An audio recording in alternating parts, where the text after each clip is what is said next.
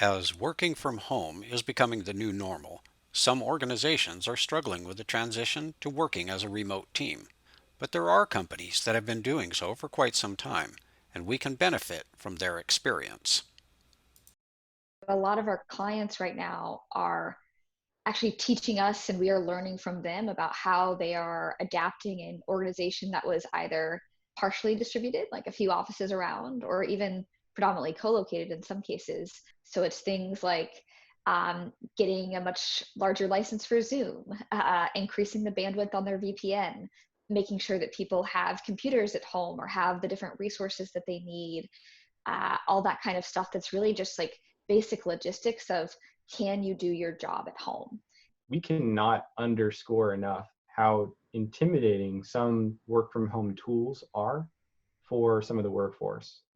But there's definitely a really stark intimidation factor there for a lot of people. So employers are going to have to also figure out how do they give as much of a helping hand as they can to people that are going to even struggle with opening a video conferencing link, or using a chat tool, or things like that that are going to become more normal as far as how an organization communicates. What we found to be really essential for having a well-supported remote workforce is, asynchronous communication. A chat tool named Slack was really helpful in getting that done. It allows our employees to, randomly communicate with each other, whether that's a personal question, whether that's a group thread, and really has a lot of fun interaction. When we adopted tools that really helped us have asynchronous communication, it it literally overnight reduced 90% of my email. So we encourage daily check-ins with your team. We obviously do that through our own product range where you go in and share what you're planning to do today, what you did yesterday, and you even answer a team question, which is an important moment of culture building. There are other ways to also encourage kind of different moments of communication, things like a collaboration time. You could have a collaboration meeting 2 days a week where you actually set aside time for people to get help or get unblocked on work. And that can help establish a habit for people to hold those topics until that meeting and get the help that they need, but also know that they're going to have space to talk to people.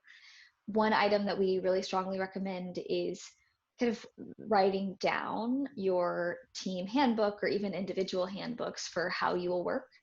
And that includes things like what are the expected working hours or the collaboration times for the team?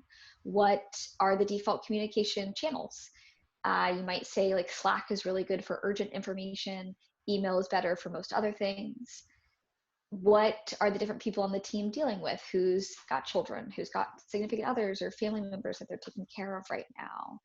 All that kind of information, writing it down into a document helps one, help everyone kind of align that that's the right way of doing things or the way that you're currently experimenting with.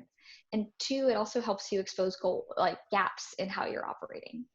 We typically refer to this as tribal knowledge. We see it a lot in manufacturing environments. And so what we find is that, the best practice absolutely is to document everything you possibly can. People feel really isolated really quickly, especially if they're not used to it. So we have to, as a company and as leaders, make sure that we're doing everything we can to connect our employees and our workforce. So what we found to be helpful is to have purposeful time to set aside to have group meetings that are just there to build rapport, there to connect people.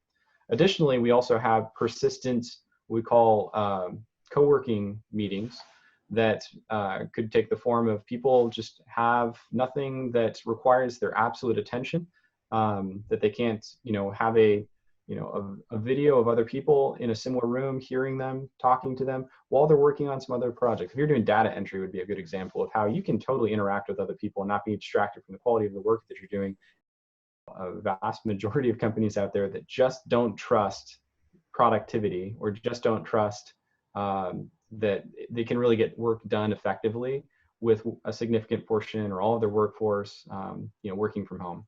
We found that when everyone goes kind of work from home, the default for a lot of leaders is to say, oh gosh, I need to control what they're working on. And it's definitely understandable. Everyone's learning the new normal. But what we try to coach people towards is trusting their team and using communication or transparency to help reinforce that. Actually trusting them to do that and establishing a regular communication cadence to check in with them, like the following morning or end of day, can be a really useful way to kind of expand that sense of trust and also make sure that you're actually there to support them when they do need it or if they don't get those items done. Now, of all the times, is the time to really lean on trusting and working empathetically with your team. And so what we really encourage people is to focus on setting up good communication habits because that encourages the trust and allows that to form over time.